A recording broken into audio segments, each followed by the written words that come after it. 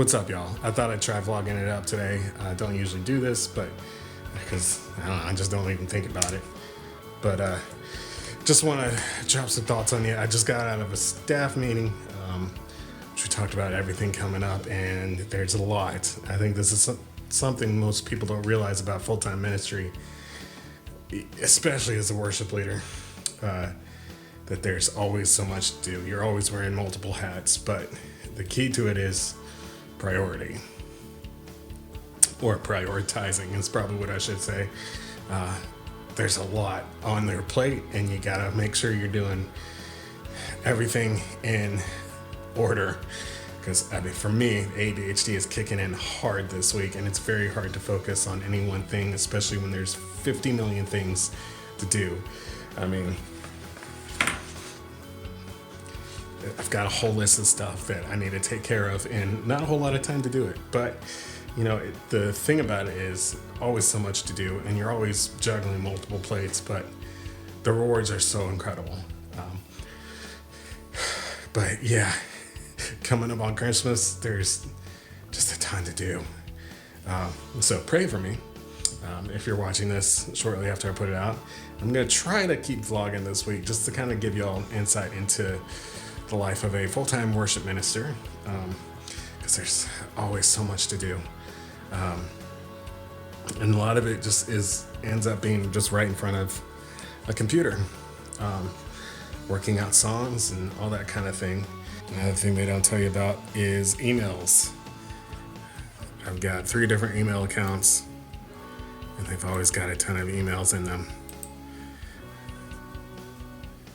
Kind of insane. In fact, today's a good day for emails because I've only got these to take care of, but there's junk mail, there's reminders, there's all sorts of crazy stuff. Got tons of planning center kind of stuff. Always emails to keep track of and delete and all that fun stuff. So a question I get asked a lot is, what does a full-time worship minister do? Sometimes I don't know how to answer that, because it's a lot of little stuff that oftentimes you don't even think about or don't know how to explain to someone else. For instance, right now I'm working on some planning.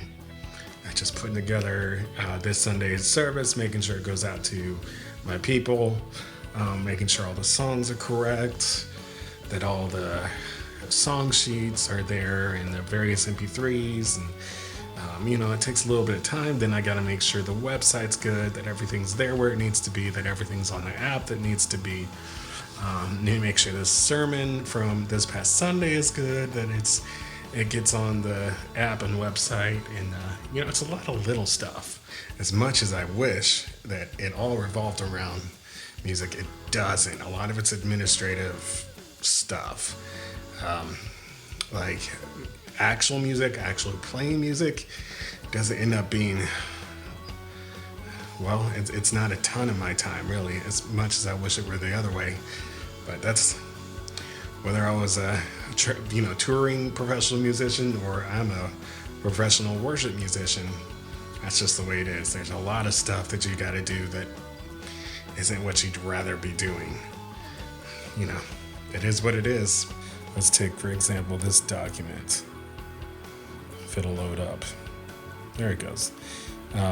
So this is everything that's in the gray is songs we've already done. And then this is the rest of the year. Sorry, I was a little too close to the screen. So right here is the rest of the year. And then I've got next year's stuff that I've been working on. I know a lot of people don't actually do this as much. They just kind of take it week by week, but that would drive me crazy. I'm ADHD enough. Not knowing what's coming up this week would probably put me over the edge. But you know, this ends up being a lot of my time, like putting stuff in, figuring out what new songs to introduce, when to introduce them. I made the mistake this past year of introducing a song every single month, and the way I do it is I'll do it 3 weeks in a row, just to make sure that people know it and that it's ingrained in their memory, which means, well, when you're doing it once a month, that means you're hearing the same song over and over and over again, And I think that started getting on people's nerves. But anyway, so I've got my main chunk of songs right here that I'm working out and, figuring out where to place them, that kind of thing. And I'll get together with my pastor later and figure out the ending stuff, invitationals, because I kind of plug them in here, but depending on the themes coming up, I might change those. And then I've got my list of upbeat songs that are good to start with, my list of everything else. I try to keep it not more than 30, just so that, I'm not, never doing the same song, or what am I trying to say? So, I'm trying to avoid too much repetition or not enough. There's a fine line between those two. So just enough so that I can keep it in the rotation and people know the songs, but that it doesn't get old. And then over here I've got some good ones for invitational or ending, which a lot of the upbeat and other stuff kind of cross over. And I've got stuff that I would like to introduce, most of which I won't. And you've got ideas for Good Friday and that kind of thing. So, this is part of the job right here. It takes up a fair amount of time, but then you've got other stuff like Planning Center, figuring all that, and I've got to plug in.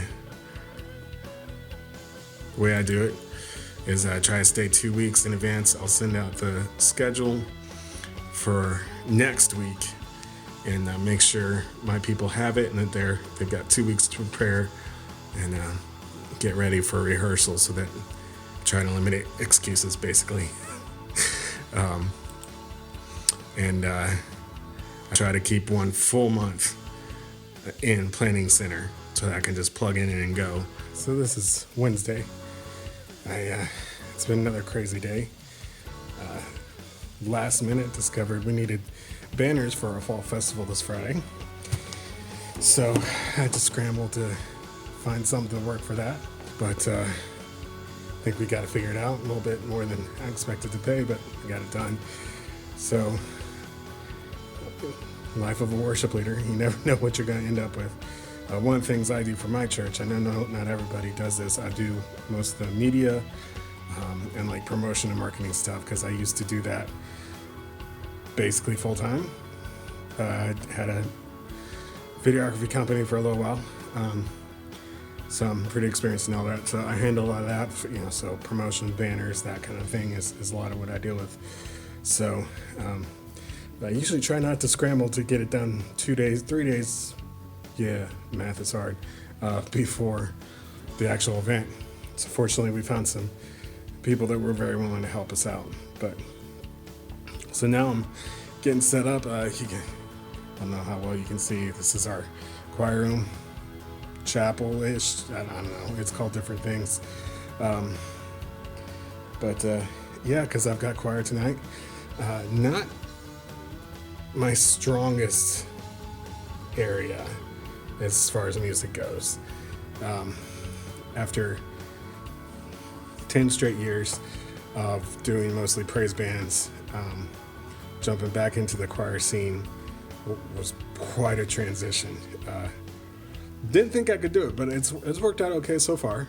Small town, so options are limited, but the people who are participating are very enthusiastic about it, which is a good thing. And so it's one of those things that, like, it may not be a strong suit and definitely outside my comfort zone with it, but I just try to have fun with it. And I try to encourage them to do the same. And a lot of that's a lot of what you do as a worship leader, is just encourage people to have fun with it, to just do their best to glorify God. And I think when we enjoy it, I think God enjoys that. Maybe I'm off, but anyways, so, life of a worship leader, a lot of crazy stuff. Sometimes it's just minutia. Sometimes it's just little things like dropping off a couple things in the chapel/choir room to get ready for later. I don't know about you, but I am very ADHD. It's bad sometimes. This morning, I was really struggling to focus on anything. One thing that really helps me are to-do lists. If I can be somewhat organized, it helps me stay on track as much as possible. For instance, this is this week's to-do list. It's just, there's a lot of other stuff. There's a lot of stuff that's not on this. But there's a lot of all the major stuff is here. You know, you've got the social media stuff, you've got the updating planning center and the church app, all the way down to prepping for choir and worship team. You name it. Without to-do list, I would be completely lost. I mean, it's not even funny how bad it would be. So, to all you worship leaders out there, this is something I highly recommend to everybody, especially if you're ADHD like me. But when you're a worship leader, it helps a lot because you're usually, especially when you're full-time, you're usually wearing a lot of hats, and it's hard to keep track of everything sometimes. So keep a to-do list. It helps, I promise. Another thing that's very important to me as a worship leader when it comes to the music stuff is practice. And I don't care who you are. If you're not practicing on your own during the week, doesn't have to be every single day an hour a piece, but if you're not practicing at all, you're not doing the best that you can. So every week, usually on Wednesdays, I take my trusty guitar. This time it's a Harley Benton, don't know if you can read that, DC SG style guitar. And I run through all the songs for this week. And I've got some practice tracks already brought up because I'm weird. I like to have drum or some kind of metronome track. I don't like metronome, so I usually end up with the drum track to help me stay on task for starters and to help me stay on tempo, because when you practice to a metronome or to a drum track, your tempo is going to be better when you actually play live. I don't think that's a negotiable. I think unless you're that weird person that just has that ingrained sense of tempo, you're going to be a lot better if you practice with a metronome or some kind of drum track. So for all you worship leaders out there, young or old, make sure you're practicing. So what I generally use for practice is this nifty pop rock thing that you can buy for stupid cheap on Amazon. It's got a bunch of tonal options, nothing super fancy, just enough to work with. Because I love wireless so much, I use these Kugos to go from the guitar to the amp. And I've got this PV amp, which is, I think it's a 50 watt amp. It's more than sufficient for my practice needs in my office. But for practice, this stuff is great. On stage, it's much different ball game.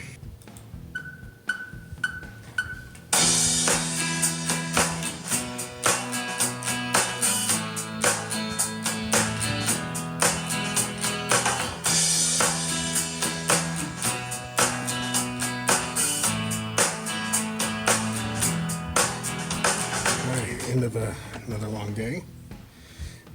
Just wrapped up choir and last people left. So now just turning out lights, shutting doors. This is another thing they don't talk about for worship leaders, that the late nights and simple things like turning out lights and staying up till 8, 9, 10 after getting to work at 8:30 in the morning. It is what it is. It's part of the job. But again, it's something they don't tell you much about our full-time ministry, that there's a lot of long hours. But it's totally worth it. The key though, this was a hard lesson for me to learn, is balance. Make sure I have good light. Balance. You gotta prioritize. Because if you don't, you're going to lose yourself in the job. You're not going to have any time for family. You're not going to have any time for anything. I made that mistake at my last job. That was my life. I was part-time, but I was working 70, 80-hour weeks, nonstop, and it about killed me, especially when I took on a second job. But it's a hard lesson, but it's a good lesson to learn. Balance. And also be prepared for long hours if you're wanting to be a worship leader. By the way, I don't know who they is when I say this is something they don't tell you. It's just a filler, I don't know. I'm lazy. So it's Thursday now, and it's actually coming up on the end of another long day because there's so much stuff that's been happening this weekend. It's kind of nuts. We've got a fall festival coming up. There's a memorial service for a very tragic situation. I should know all this by now. We're doing a parade with the town. There's the usual Sunday morning stuff, and then we got the usual Sunday evening stuff. So it's just a lot to do, a lot to keep track of. So tonight, I've got worship team practice. We start about 6:30, and I usually try to cap it off at 8 because I want to give the worship team members their night as much as possible. But anyways, all that to say, I sometimes, like I was talking about earlier, sometimes end up with some different stuff. Like I'm working on a trifold for a capital campaign that the church is going to be doing here pretty soon. It's one of those things like a little bit outside my comfort zone, but it's what I got to do. It's one of those many hats I wear as the worship pastor at this church. But I don't mind, really. It's one of those good things to do. Again, lots of hats, lots of different things you got to do, especially when you're not a huge church. But it's all good stuff. Obviously I got my planning center thing right there. Love planning center. If you don't use it, you need to, because goodness, it's a time and energy saver. So these are the guitars I'm using this week, I think. I will probably do a video in more detail on all these later, but for now, this is a Michael Kelly. I use this one a lot. Love this guitar. Just the grain, the veneer on this is fantastic. It's got a piezo, which I think is the right pronunciation. And it's got coil split, and for both pickups, which is great, 3-way, all that kind of thing. It's exactly what I need, just one tone, volume for each piezo and regular pickups. Love this guitar. It's a very versatile guitar. You will usually, it's just good for worship in general. Then there's my trusty Squier Stratocaster. I have done quite a few upgrades on it, and if you look closely, you can tell. I am definitely an amateur at this, but got new tuners, new string trees, and then I put in some Mexican-made pickups in there, some upgraded electronics, and it sounds fantastic. It's probably one of my favorite guitars. Got a bunch of other guitars, but these two probably see the most use for worship. And this is my latest pride and joy. I'm one of those, I like to be different. So buying a Helix was not very appealing. One, because it was too expensive. I don't feel like dropping a $2,000 on a pedal board. And two, everyone has one. Like, there are a million videos on YouTube on the Helix and like 100 on the Headrush. But I love this thing. It is so great. It's easy to use. The screen is a touch screen. You've got the markers and stuff on it. It's laid out real simple. Everything you need to do, you can do with your feet. You don't have to bend down and change anything necessarily. If you need to change something, you just hold down the pedal and then switch it as you need to. It's really, really great. I love this thing. And it's got, the looper function is great. It's fantastic. I use that for communion during the communion time a lot. To set up a looper and then play the melody over top of it or whatever. Depends on what I'm doing. But I've got a bunch of different rigs I've set up with this. Some I've gotten from other people, downloaded. I've got some there specifically for Strats and tellies, and then you've got the harder stuff that's, but anyways, love this thing. This is a central part of my rig setup right now. This is my view. I'm very blessed to be at this church. Right next to a very loud piano too. And then there are my beautiful guitars. I do love them so. But anyways, so yeah, I'm probably boring you with all this stuff, but I hope it's at least doing something for you. So it's a little itty bitty glimpse into the life of a full-time worship pastor. Hope you enjoyed. Please subscribe. Make sure you keep up with all my other stuff. If you want more vlogging stuff like this, let me know. This is weird and new to me because I don't really like talking out loud in front of a camera, especially when with the potential of other people being around. That kind of freaks me out. My introverted side really comes out at that point. But shoot me a comment. Let me know what you generally think the worship leader life is like. Or if you are a worship leader, what yours is like and what your input is on it. Because my experience is not the only one. But anyways, thank you for watching. Again, please like, subscribe, all that fun stuff. Go check me out on Spotify, and I will catch you later.